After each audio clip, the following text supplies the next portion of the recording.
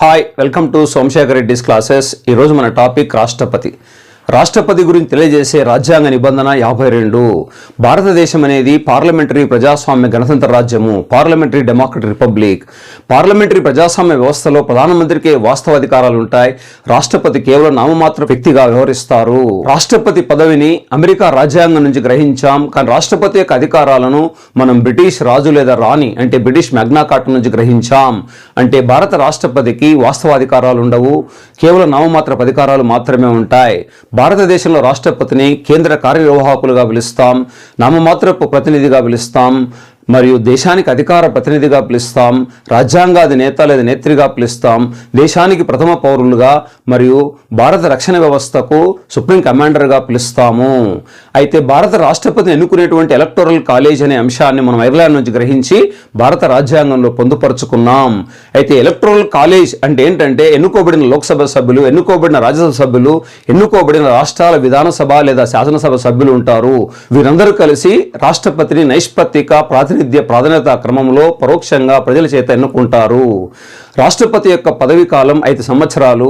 రాష్ట్రపతి యొక్క జీతం నెలకు 5 లక్షల రూపాయలు భారత సంఘటిత నుంచి చెల్లిస్తారు. రాష్ట్రపతిని తొలగించేటువంటి మహాభియోగ తీర్మానాన్ని మనం అమెరికా నుంచి గ్రహించి భారత రాజ్యాంగంలో పొందుపరుచుకున్నాం. నిబంధన 61. మన దేశంలో అత్యధిక కాలం రాష్ట్రపతిగా పనిచేసిన వ్యక్తి బాబు రాజేంద్ర ప్రసాద్ 1950 నుంచి 62 మధ్య కాలంలో. అత్యల్పకాలం పనిచేసిన రాష్ట్రపతి డాక్టర్ జాకీర్ హుస్సేన్ 1967 to 69. మన దేశంలో తొలి ముస్లిం రాష్ట్రపతి మరియు పదవిలో ఉండగా మరణించిన మొదటి రాష్ట్రపతి కూడా జాకీర్ హుస్సేనే.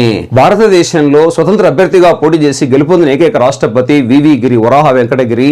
మరియు భారతదేశంలో ఏకగ్రీవంగా ఎన్నికైన ఏకైక రాష్ట్రపతి డాక్టర్ నీలం సంజీవరెడ్డి 1977 to 82. తెలుగు రాష్ట్రాల నుంచి ఎన్నికైన ఏకైక రాష్ట్రపతి నీలం సంజీవరెడ్డి. భారతదేశంలో వెనుకబడిన వర్గాల నుంచి ఎన్నికైన ఏకైక రాష్ట్రపతి జ్ఞాని జైల్ సింగ్ 1982 to 87. మన దేశంలో షెడ్యూల్ కులాల నుంచి రాష్ట్రపతులైన వారిద్దరు, ఒకరు కేఆర్ నారాయణన్ 1997 to 2002 మరియు రామ్నాథ్ కోవింద్ 2017 to 2022. షెడ్యూల్ తెగల నుంచి రాష్ట్రపతి అయిన ఏకైక వ్యక్తి ద్రౌపది ముర్ము. మన దేశంలో రాష్ట్రపతిగా ఎన్నికైన మహిళలు ఇద్దరు, ఒకరు ప్రతిభా పాటిల్ 2007 నుంచి 2012 మధ్య కాలంలో, మరియు ప్రస్తుతం ద్రౌపది ముర్ము 2022 నుంచి కొనసాగుతున్నారు.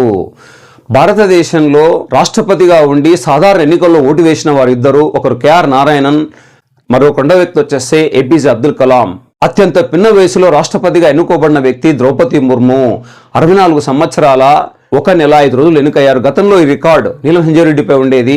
అత్యధిక వయసులో రాష్ట్రపతిగా ఎన్నికైన వ్యక్తి ఆర్ వెంకటరామన్ 76 సంవత్సరాల 7 నెలల 21 రోజులు.